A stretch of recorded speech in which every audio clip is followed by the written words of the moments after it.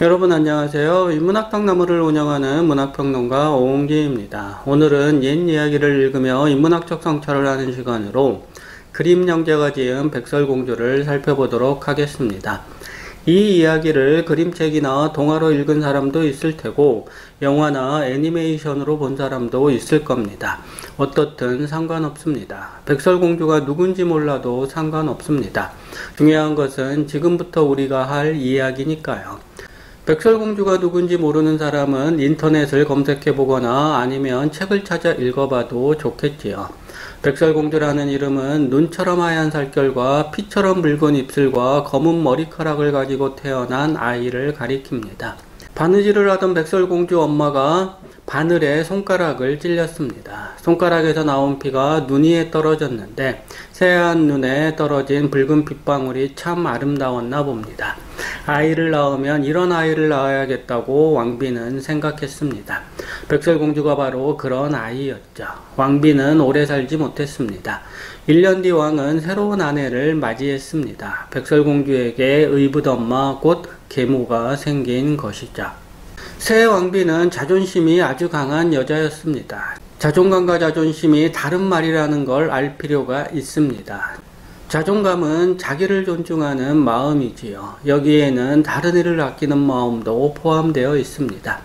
하지만 자존심은 고집과 비슷한 의미라고 생각하면 됩니다. 모든 걸 자기 생각대로 하려는 사람일수록 자존심이 셉니다. 자존심이 센 왕비는 특히 자기보다 아름다운 여자를 보면 질투심에 눈이 멀 정도였습니다. 요즘으로 따지면 철저한 외모 지상주의자인 거죠.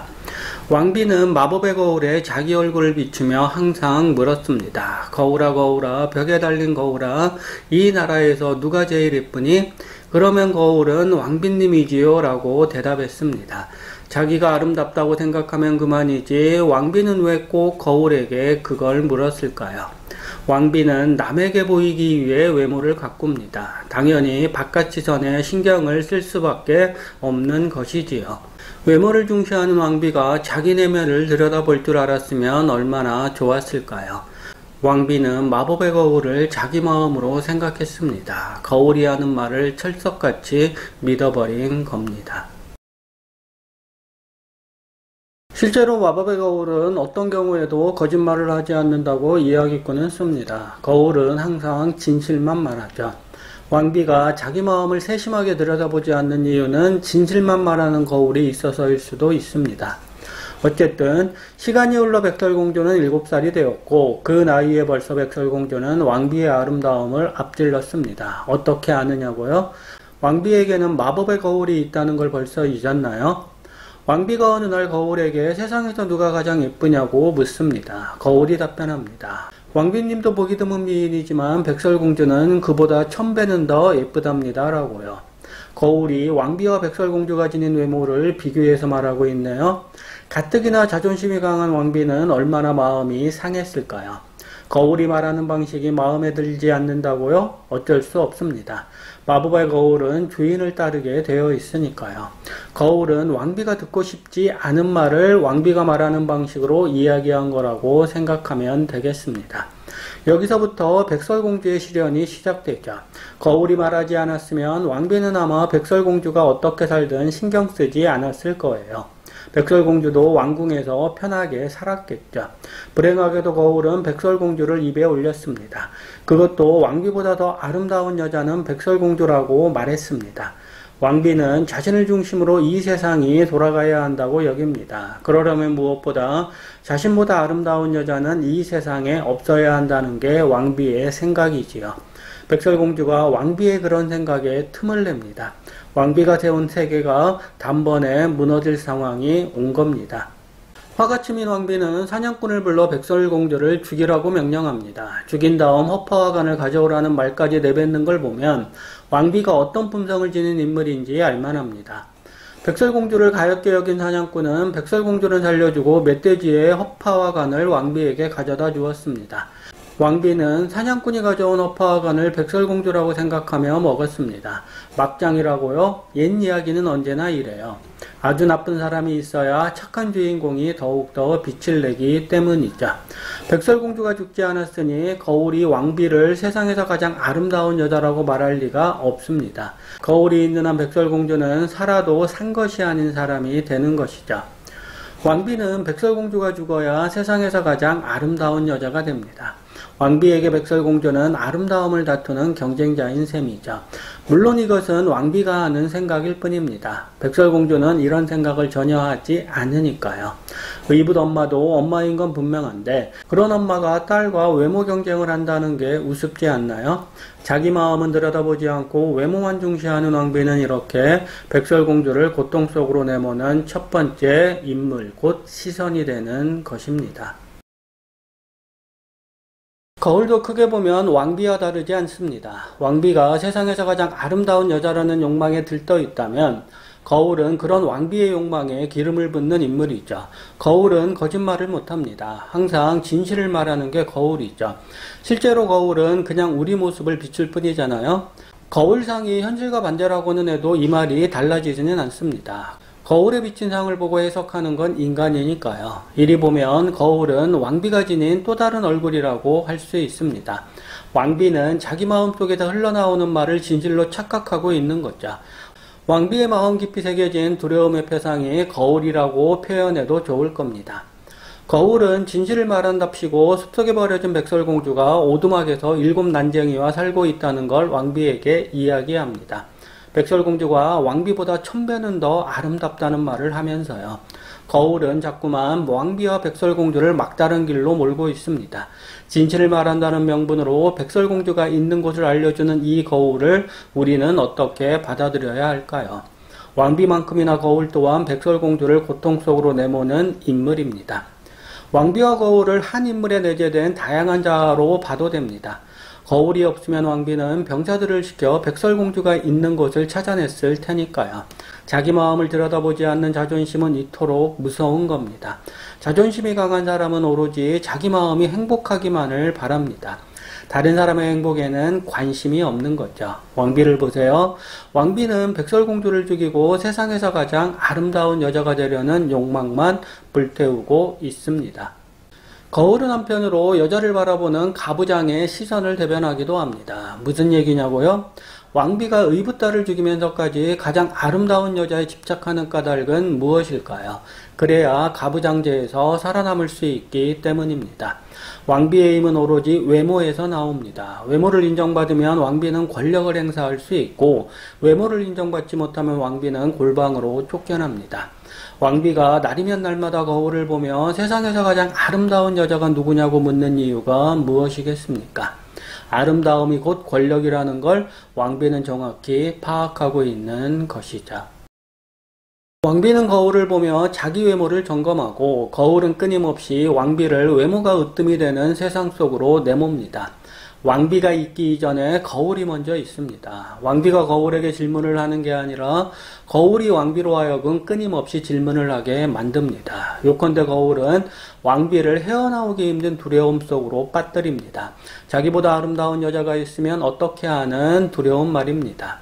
가부장제는 거울을 통해 왕비를 비롯한 여자들을 통제합니다. 여자들 스스로 거울 앞에 서서 스스로 질문을 던지게 하는 것이지요. 세상에서 가장 아름다운 여자는 누구냐고요? 거울이 어떤 말을 들려주느냐에 따라 거울 앞에 선 여자들은 안도를 하거나 한숨을 내쉬거나 분노로 몸을 떨거나 합니다. 외모가 곧 경쟁력이라는 말은 이렇게 가부장제 사회 속으로 자연스레 퍼져나갑니다.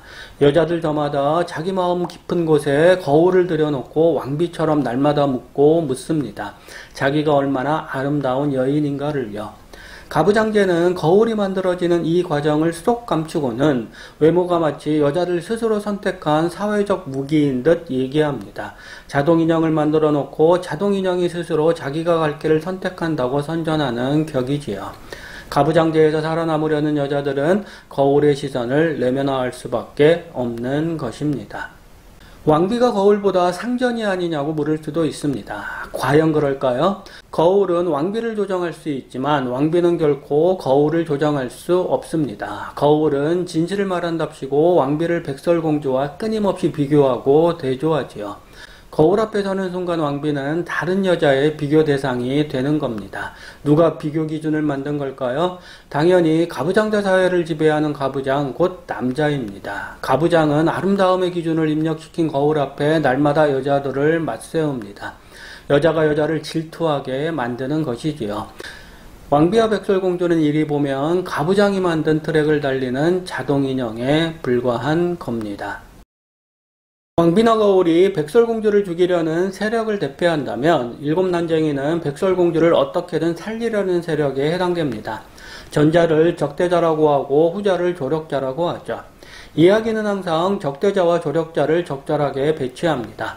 어느 한쪽에 힘이 모이면 이야기가 재미없어지잖아요.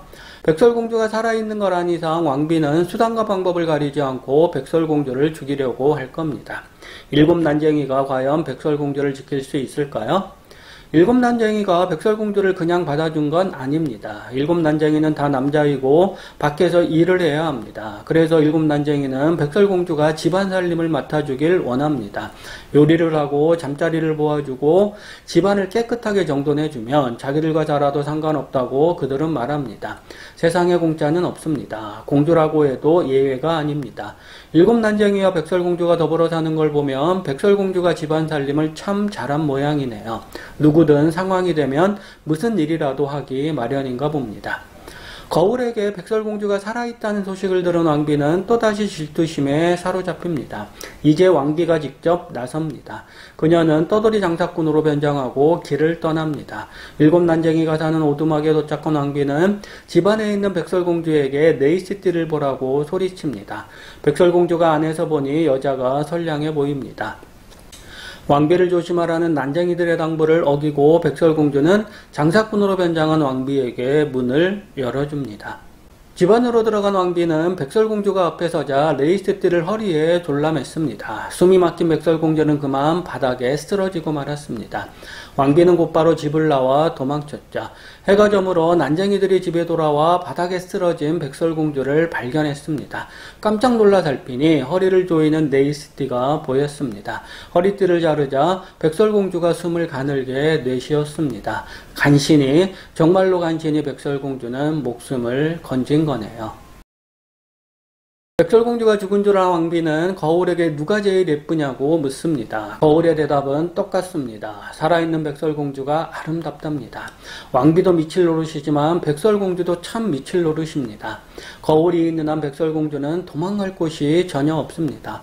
거울이 가부장제의 논리를 내면한 사물이라는 점은 앞서 얘기했지요. 거울은 가까이 있는 왕비를 자극해 멀리 있는 백설공주를 죽이려고 합니다.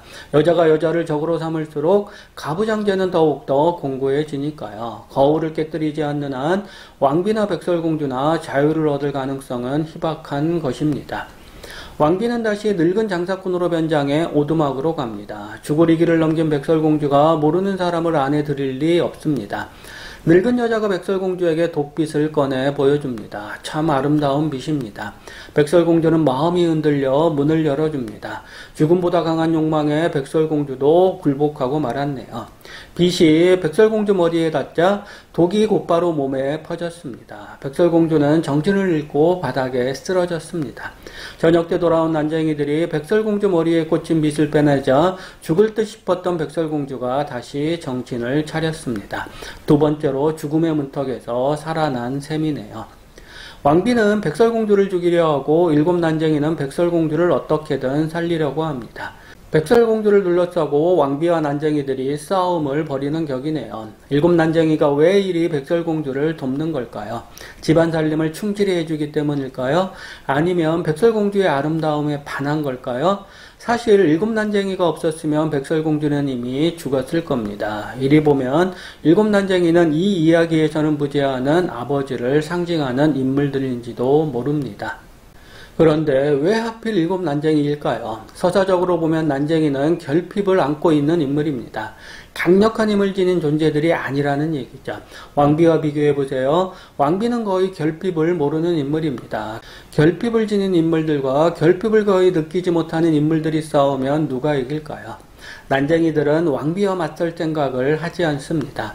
다만 백설공주에게 조심하라고만 얘기하죠. 왕비에 비해 한없이 약한 아버지의 권위를 이야기꾼은 난쟁이라는 상징으로 나타낸 건 아닐까 모르겠네요. 일곱 난쟁이들은 왕비나 거울과는 다른 시선으로 백설공주를 봅니다. 그들에게 백설공주는 어떻게든 살려야 할 대상입니다. 자기들에게 부족한 부분을 채워줄 대상이기 때문입니다. 이야기에서 이것은 집안 살림이란 상황으로 변형되어 나타납니다.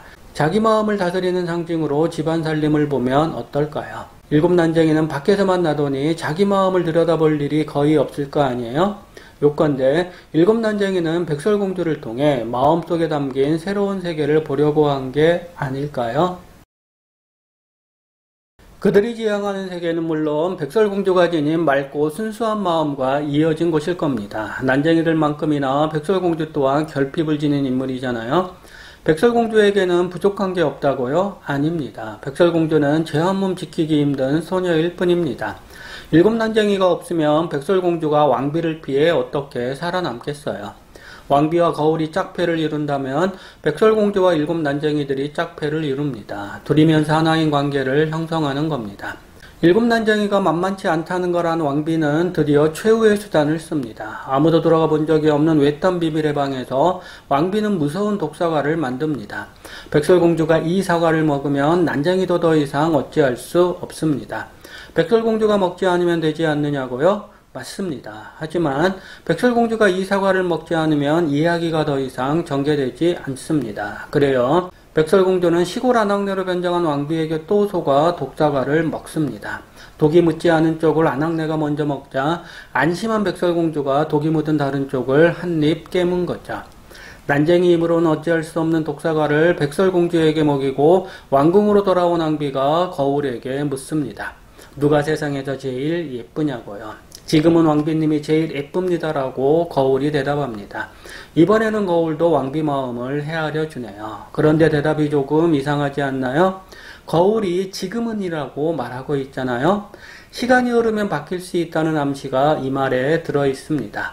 왕비는 이를 알아채지 못합니다. 자기 세계에 푹 빠진 이는 바깥을 살피지 않는 법이니까요. 미묘한 웃음을 짓는 거울의 얼굴이 눈앞에 펼쳐질 듯 합니다. 백설공주는 어떻게 됐을까요? 이런저런 방법을 써도 백설공주가 깨어나지 않자 난쟁이들은 사흘 밤낮을 꼬박 울었습니다.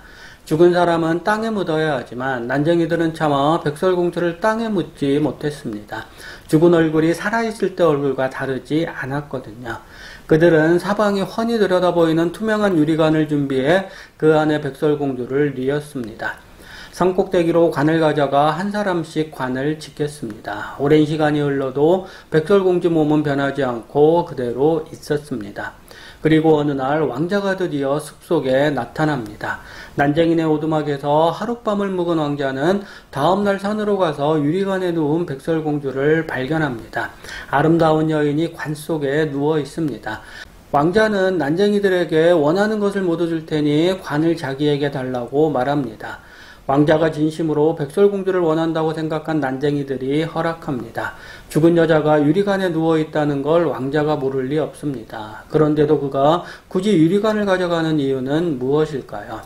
왕자는 장식품으로라도 아름다운 여인을 소유하고 싶어합니다. 깨어나지 않는 한 백설공주는 장식품이 될 수밖에 없을 테니까요. 관을 맨 시종들이 덤불을 타넘다가 잠깐 비틀거리는 바로 그 순간 백설공주 목에 걸려있던 독 묻은 사과 조각이 밖으로 튀어나옵니다. 백설공주가 다시 살아난 것입니다. 왕자는 환호성을 지릅니다. 자초지종을 말한 왕자는 이내 백설공주에게 사랑을 고백하고 청혼을 합니다. 참 빨리도 사랑하고 참 빨리도 청혼을 하죠. 첫눈에 반하는 사랑도 있으니 이해하고 넘어갈 수도 있겠네요. 하지만 이 질문 하나만은 던져야겠네요. 왜 백설공주에게 왕자는 청혼을 한 걸까요? 백설공주는 왕자를 따라갈 수밖에 없는 상황입니다. 난쟁이들이 사는 집이 아니면 갈 곳이 없잖아요. 왕자는 다릅니다. 왕자는 꼭 이 백설공주를 아내로 맞아야 할 이유가 없다는 얘기입니다. 죽어서 관에 놓은 여자를 진심으로 사랑할 만큼 왕자가 백설공주를 잘 아는 것도 아닙니다. 무슨 말을 하고 싶은 거냐고요? 왕자는 백설공주가 지닌 외모를 사랑했다는 말을 하고 싶은 겁니다. 왕자는 어찌 보면 왕비와 똑같은 생각을 하는 사람인지도 모릅니다. 외모로 상대를 평가하는 거울을 왕자 또한 마음 깊이 품고 있습니다. 차이가 있다면 그 거울은 왕자의 외모를 평가하지 않습니다. 두 사람은 성대한 결혼식을 올립니다. 공주의 의붓어미인 왕비도 이 결혼식에 초대를 받습니다. 한껏 멋을 부린 왕비가 거울 앞에 섭니다. 그리고 묻습니다. 이 세상에서 누가 제일 예쁘냐고요. 거울이 말합니다. 왕비님도 보기 드문 미인이지만 백설공주가 1000배는 더 아름답습니다. 라고요. 거울은 결코 왕비님과 백설공주 모두 예쁘다고 말하지 않습니다. 백설공주가 1000배는 더 예쁘다는 말을 들은 왕비의 입에서 욕이 터져 나옵니다. 왕비는 자기보다 더 예쁜 공주가 있는 결혼식장에 가고 싶지 않습니다. 한편으로 젊은 왕비를 보고 싶은 마음도 그에 못지않게 강렬합니다. 왕비는 결국 화려한 치장을 하고 결혼식장으로 발길을 옮깁니다. 연회장에 들어선 왕비 앞에 누군가 뜨겁게 달군 새 신발을 집게로 집어다 놓습니다. 누군지는 모르지만 왕비와 백설공주 사이에 일어난 일을 알고 있는 사람이겠죠. 시뻘건 새 신발을 신은 왕비는 제 의지와는 상관없이 쓰러져 죽을 때까지 춤을 추었다고 합니다. 착한 백설공주는 이 장면을 봤을까요? 권선징악을 확실하게 드러낸 결말을 읽고 여러분은 어떤 생각을 하게 되었나요? 백설공주는 왜 왕비에게 불에 달군 새 신발을 준 것일까요? 뒤늦게 복수하고 싶은 마음이 생긴 걸까요? 참 알 수 없는 백설공주의 마음입니다. 지금까지 다른 사람들 눈에 비친 백설공주를 얘기했습니다. 이제 백설공주가 생각하는 백설공주를 얘기할 차례입니다. 백설공주를 향한 5번째 시선에 해당되는 거죠. 이 이야기에서 백설공주는 그저 착한 여자로 그려집니다. 세상에서 가장 아름다운 여자가 착하기까지 한 거죠. 왕자를 만나 행복한 결혼에 이르기까지 했으니 평범한 사람들 입장에서 보면 백설공주가 참 부럽기도 하겠네요. 그런데 이 이야기를 읽으며 무언가 이상한 점을 느끼지 않았나요? 묻지 않고 빨리 이야기하라고요? 네, 그럴게요. 이 이야기에는 백설공주의 마음이 전혀 드러나지 않습니다. 사람 같지 않다는 얘기입니다.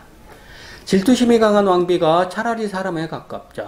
주인공은 백설공주인데 실제 이야기는 백설공주를 둘러싼 사람들이 벌입니다. 왕비가 먼저 나오고 그 다음에 난쟁이들과 왕자가 차례대로 나오죠. 백설공주는 이들과 만나 무엇을 했나요?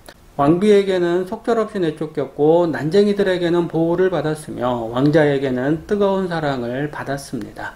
그녀는 그들에게 무엇을 주었나요? 아름다운 얼굴을 보여주었습니다. 그 얼굴을 보고 왕비는 질투를 느꼈고 난쟁이들과 왕자는 어떻게든 그녀를 지키려고 했습니다. 아름다운 백설공주를 중심으로 한쪽에 왕비가 있고 다른 한쪽에 남자들이 있습니다. 백설공주 이야기가 정작 백설공주를 다룬 이야기가 아닌 이유는 여기에 있습니다. 백설공주는 이야기 내내 계모에게는 미움을 받았고 난쟁이들과 왕자에게는 사랑을 받았습니다.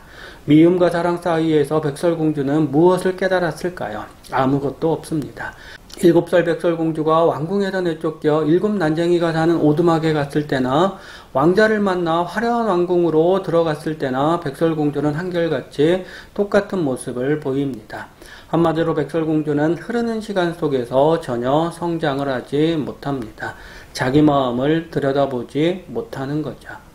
이리 보면 왕비나 백설공주나 다를 바 없는 인물입니다. 다만 왕비는 자존심을 너무 내세우다가 벌을 받은 거고 백설공주는 자존심이 됐든 자존감이 됐든 자기를 나타내는 게 아예 없어 벌을 받지 않습니다.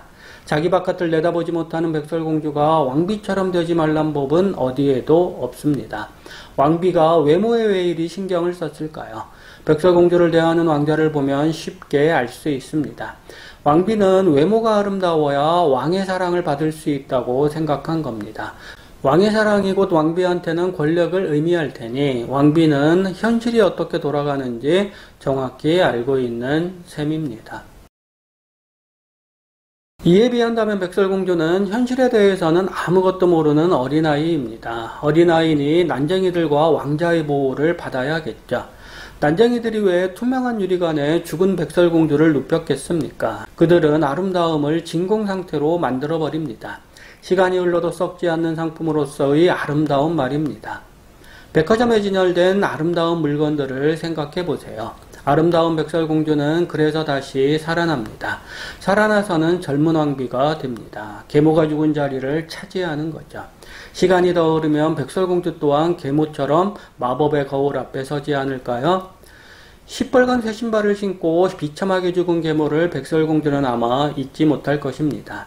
시간이 흘러 거울 앞에 서게 되면 다시 계모를 떠올리게 되겠죠. 외모에 집착하다가 죽은 계모가 바로 자기 모습이란 걸 백설공주는 이때가 되면 깨닫게 될까요? 이야기에 묘사된 백설공주 모습으로만 판단하면 그럴 가능성은 전혀 없습니다. 백설공주는 스스로 상황을 판단하지 않기 때문입니다. 스스로 판단하지 않으니 스스로 그 해결책을 찾지도 않겠지요. 때가 되면 뒷방으로 물러나 다른 여인들에게 자리를 내어줄지도 모릅니다. 가부장이 원하는 대로 하면 계모처럼 비참하게 죽임을 당하지는 않을 테지요. 이야기꾼은 왜 백설공주를 이렇게 생각 없는 인물로 그린 걸까요? 얼굴만 예쁘면 세상 모든 일이 해결될 수 있는 거라고 생각한 걸까요? 여러분은 어떻게 생각하나요? 백설공주에게 펼쳐질 앞날이 장밋빛으로 보이나요? 아니면 백설공주가 결국에는 왕비가 걸은 길을 반복할 거라고 생각하나요? 혹 백설공주 스스로 자기 마음을 들여다보는 길로 갈 거라고 생각하는 사람은 없나요? 세 번째 길로 가려면 백설공주는 자신이 살아온 길을 철저히 되돌아봐야 합니다. 지금까지와는 다른 삶을 살아야 하는 겁니다. 이야기는 항상 읽는 이에게 다양한 길을 열어줍니다. 그 길들 가운데 어느 길로 들어갈지는 여러분 스스로 선택해야 하는 것이지요. 6가지 시선이라고 했는데 5가지만 얘기했네요. 백설공주를 바라보는 마지막 시선은 아버지와 이어집니다. 이야기 속에는 부재하는 아버지 말입니다. 도대체 왕은 자기 딸이 왕궁에서 쫓겨난 걸 알기나 할까요? 이야기꾼은 왜 왕 아버지를 부재 상태로 만든 걸까요? 이 이야기에서 백설공주를 바라보는 아버지의 시선은 비어 있습니다. 아버지의 시선이 비어있는 장소에서 왕비와 백설공주가 살아남기 위한 싸움을 벌입니다. 여러분도 알다시피 백설공주가 이 싸움에서 이기죠. 어떻게 이게 가능했을까요? 왕비가 왕이라는 허명을 쥐고 있었다면 백설공주는 난쟁이들과 왕자라는 실명을 쥐고 있었습니다. 무슨 말이냐고요? 난쟁이들과 왕자는 아버지의 다른 이름이라는 말입니다. 이야기꾼은 부재하는 아버지를 난쟁이들과 왕자로 변형시켜 백설공주와 함께하는 인물들로 만듭니다. 그리고 여기에는 이야기를 쓴 이야기꾼의 시선이 개입하고 있습니다. 부재하는 아버지를 이야기꾼은 자기 시선으로 채우고 있는 것이죠. 아버지의 시선을 내면화한 사람들의 맞은편에 질투하는 왕비가 있습니다. 가부장은 질투하는 여자를 가장 싫어한다는 말이 되겠지요. 계모왕비는 백설공주와 왕자가 결혼하는 연회장에서 시뻘건 새 신발을 신고 죽을 때까지 춤을 춥니다. 누군가 왕비에게 새 신발을 갖다 주었죠. 그는 누굴까요? 이야기에는 부재하는 아버지가 아닐까요? 이야기꾼 스스로 누군가가 되어 이야기 안으로 들어왔다고 해도 무방합니다. 돌려 말하면 당대 여성들을 바라보는 이야기꾼의 시선이 부재하는 아버지의 이름으로 이야기 속에 나타난 겁니다. 어렵게 생각할 필요 없습니다. 백설공주는 아버지가 지배하는 세계와 어울리고 있다는 게 중요합니다. 아버지의 권력을 자기 것인 듯 이용하려 한 왕비는 왕궁에서 내쫓기고 아버지의 권력에 순응한 백설공주는 다시 왕궁으로 복귀합니다. 왕비는 권력의 생리를 알고 있고 백설공주는 아직 권력의 생리를 모릅니다. 시간이 흘러 백설공주가 이것을 알게 되면 백설공주도 왕비와 같은 신세가 되기 십상입니다. 세상에서 가장 아름다운 여자라는 기호만이 공고한 권력의 기반이 될 테니까요. 옛 이야기나 동화에 담긴 가부장제 논리가 이야기에 어떻게 반영되는지 느껴지나요? 가부장제는 아버지 남자가 지배하는 세계입니다. 백설공주는 아버지가 지배하는 그 세계에서 한 발자국도 벗어나지 못합니다. 눈처럼 하얀 여인이라는 어상을 그래도 움켜쥐고 싶나요? 우리가 백설공주 이야기를 거듭해서 새롭게 읽어야 하는 이유입니다.